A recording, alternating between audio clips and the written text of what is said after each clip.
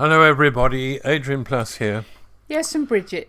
Some Hello. people have asked us, or I think they'd like to ask us, whether we start with the title of these things we do or end with them.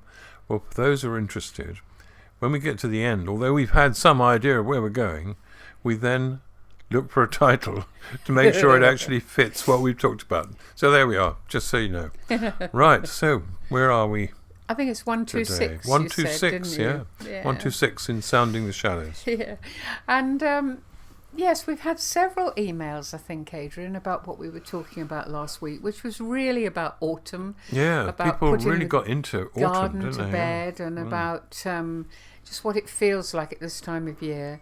And one email that we had said that this year the fading of the light was particularly noticeable, maybe because his mum, he said, is also fading, just like the light. And he wrote this beautiful little poem. The light is fading, fading, fading. The darkness grows and grows and grows. Where will it end? Nature is reeling. Plants are dying, and so must we. But from the ashes of autumn will rise the phoenix of spring. The light will return, and death does not have the final say, for life will triumph. It was so full of sadness and hope.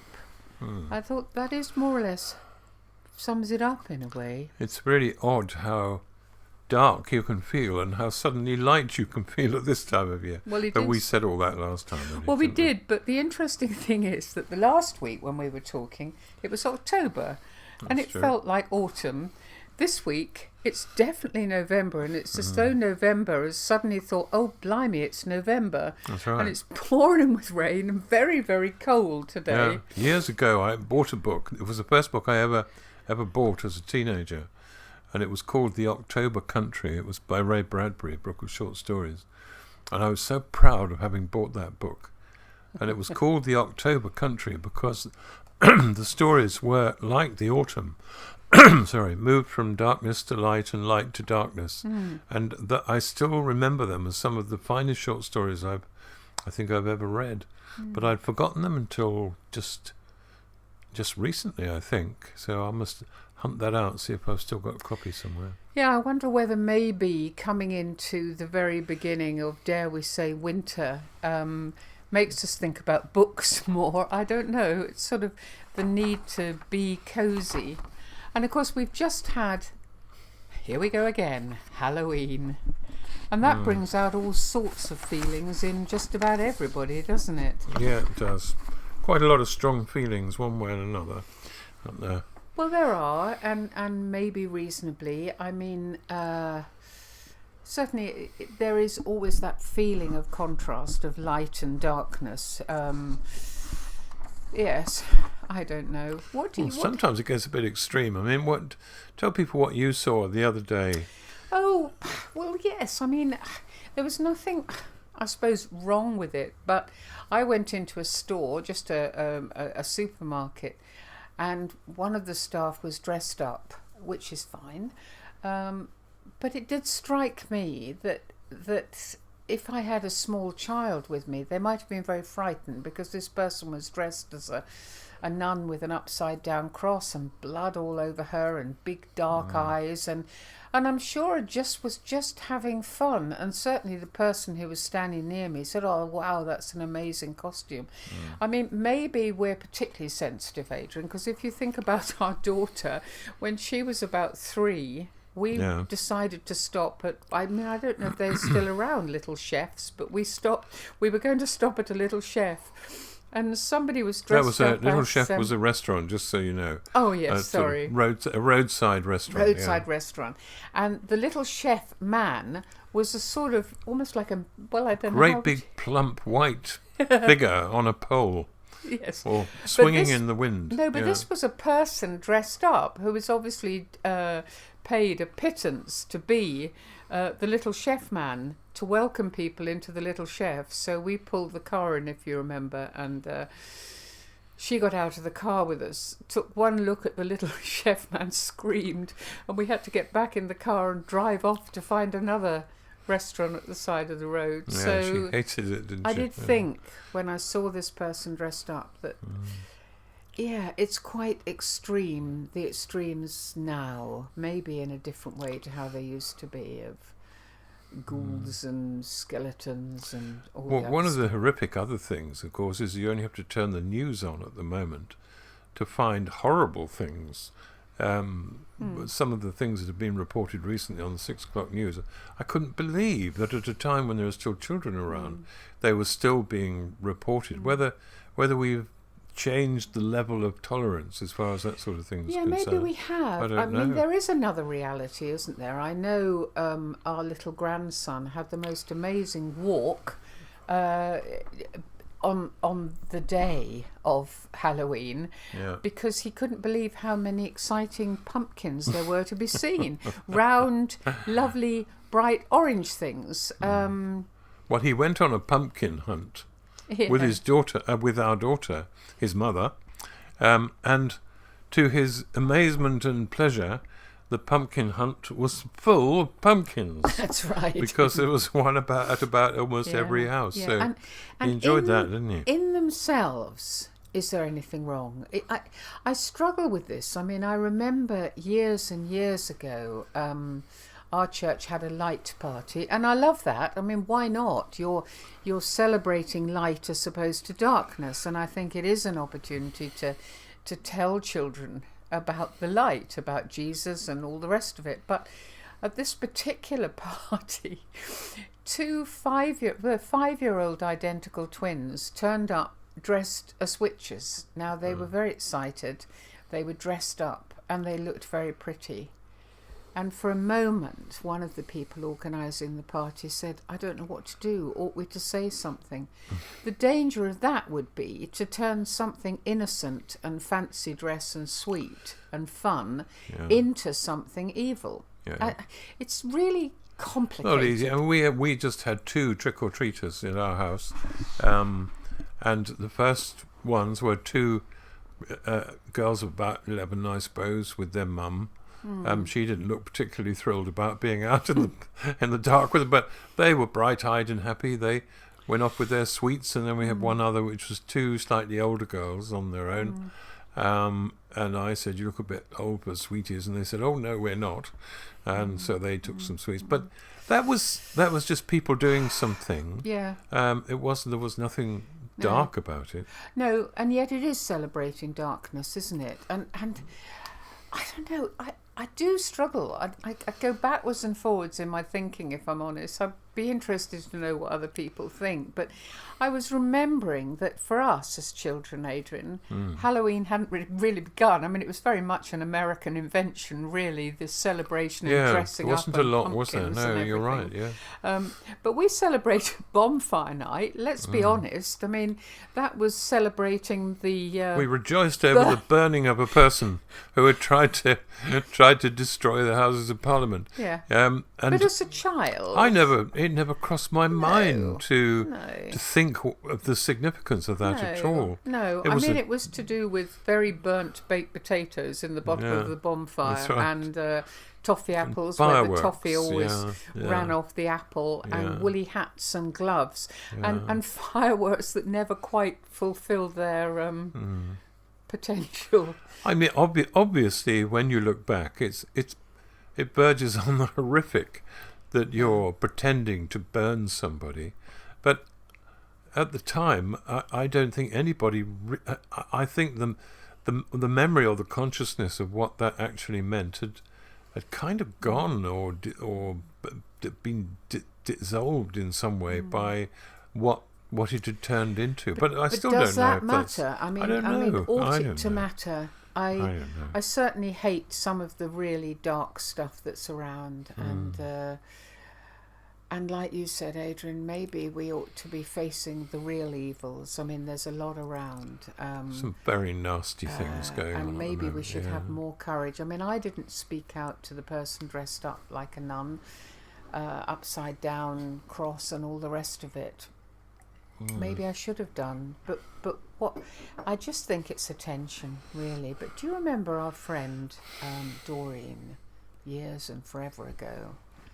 And Well, that was a very good example, wasn't it? It actually makes it even more confusing, if you like, because this friend of ours had a particular ailment, which I won't mention, but she had a particular ailment which caused her great distress and pain, and doctors had been unable to do anything about it. And she heard about a couple who had what in the church is called a prayer ministry. That means they would pray for people who had problems of that kind, I suppose. And she went to them, and they told her that it was the devil telling her she had a problem. And they said, actually, the devils are everywhere. Now there's a whole school of thought that would agree with them. There's another to look right back into her parents, grandparents, well, all that great stuff, grandparents. Or there's another school of thought that would say you've got to be very, very careful how you say these things, because she then became truly terrified.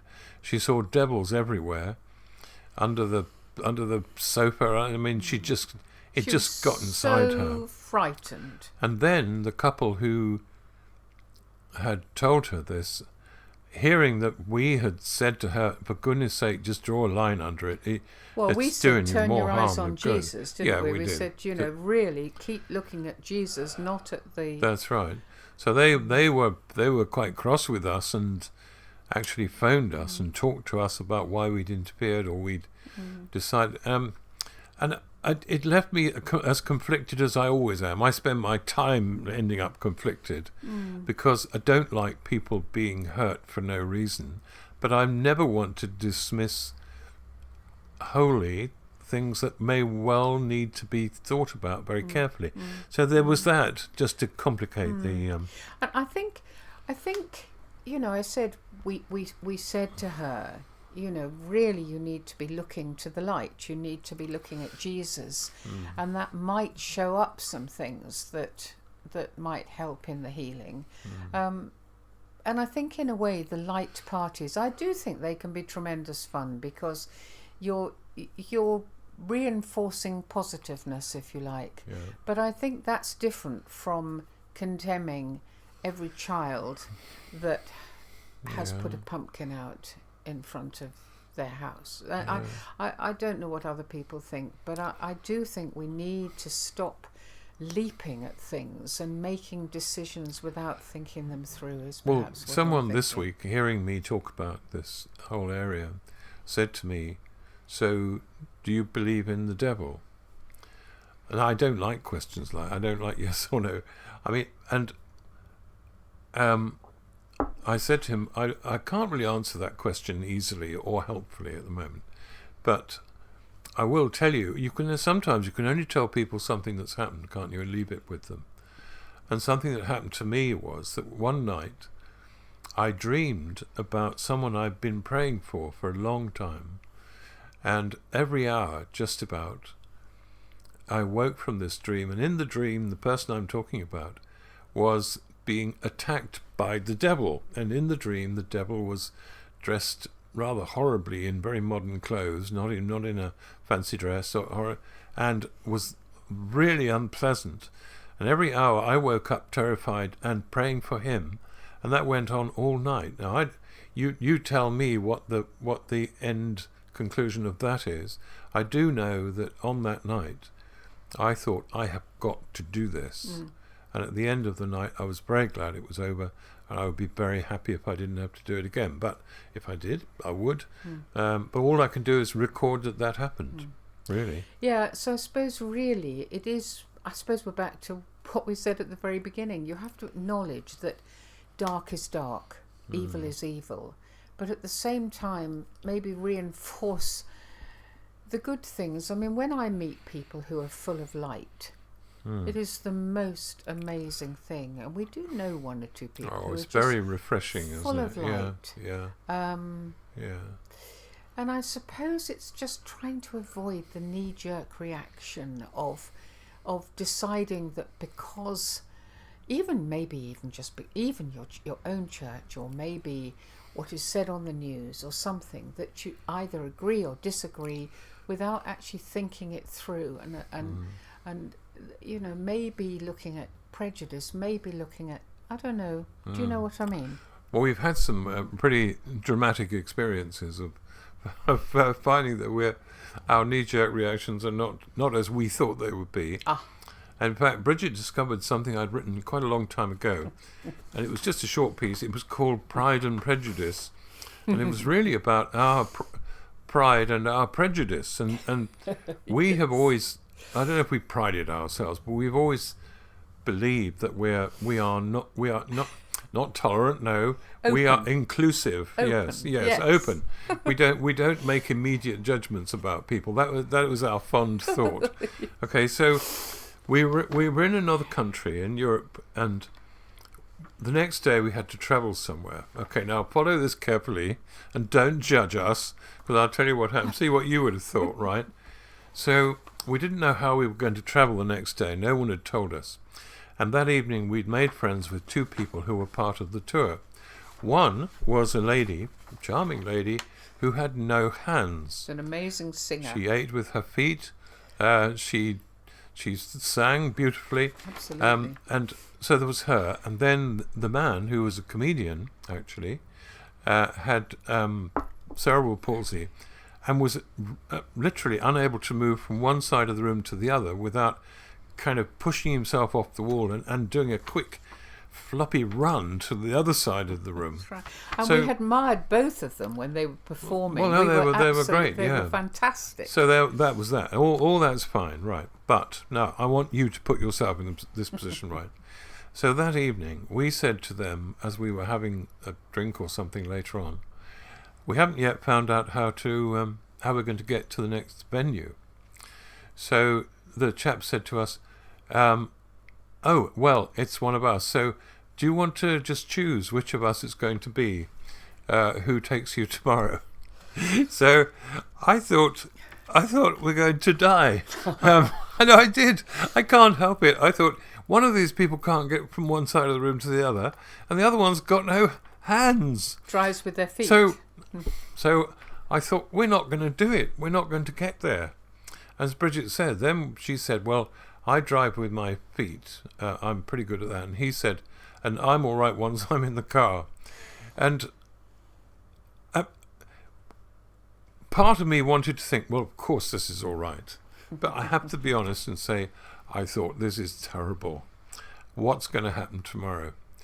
And in the end, I can't remember how we decided, but we decided that we would go with the chap. Because he was getting up later than she was or something. So we went with him, and as soon as he got into the car and his hands were on the wheel, he was as steady as a rock. But afterwards, comparing notes, we agreed that when they told us about this choice that we had, that there had been a real gleam in their eyes. And it was only looking back that we realised they really enjoyed seeing us struggle about what we were going to do. And they knew what the effect would be. And we were horrified by our assumption we'd be less safe in a car driven by someone with some kind of disability. So we decided too much pride and a bit more prejudice than we had fondly imagined. So I don't know what you'd think about that. I mean, if you have any similar moments when you've had a knee-jerk reaction, we'd love to hear about it. But I'll tell you something that has become very clear, that we all learn knee-jerk reactions. It happens in all groups because they want to feel safe and secure. It happens in churches. You're taught to feel A about B and D about L and F about S and to react like that. It just needs a moment to think, what am I thinking about this? Why am I thinking it? Who told me to think like this? And have I got it wrong? Well, I mean, I think that, when you look at some of the things in the Gospels, you see Jesus doing exactly that with some of the things that were taken as being, I was going to say taken as being gospel. That isn't the right word at all. I mean, the Jewish law had been extended, hadn't it, from its original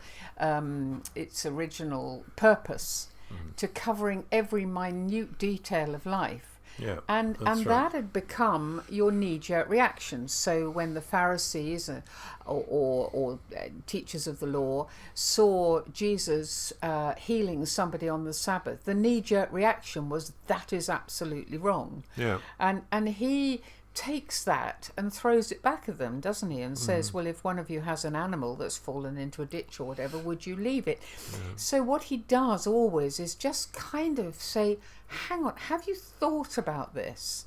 And I was thinking it's very different, but my mother, I remember she said that as a girl she used to feel really angry about Sundays because it was all right to go for a walk, but it wasn't all right to play tennis. And as far as she was concerned, why was one right and the other wrong? Because you might enjoy a walk enormously, mightn't you? And you might be not want to play tennis at all. So, was she ever told the reason for those differences? I think a walk was a sedate, quiet thing with your hat on. Yeah. Tennis was running around with what would have been plimsolls and shorts. But I mean, if you think, the knee-jerk reaction of Jonah was pretty dramatic. Yeah, that's right. Yeah, very extreme. Oh dear. Anyway, my knees are not working at all now, so maybe I shall learn new jerks with them as time goes by. I've got to go and have some leg braces fitted, so we'll see what happens with my knees then. Actually, it might be really good, mightn't it? Of course it will. Anyway, listen, do let us know. I find the whole knee-jerk thing very, very interesting, and also attitudes to dealing with things like Halloween. Yeah. What are the best ways and the worst ways and all that sort of thing? We'd love to hear from you. We would. Yeah. Well, see you next week. Bye Bye-bye. bye.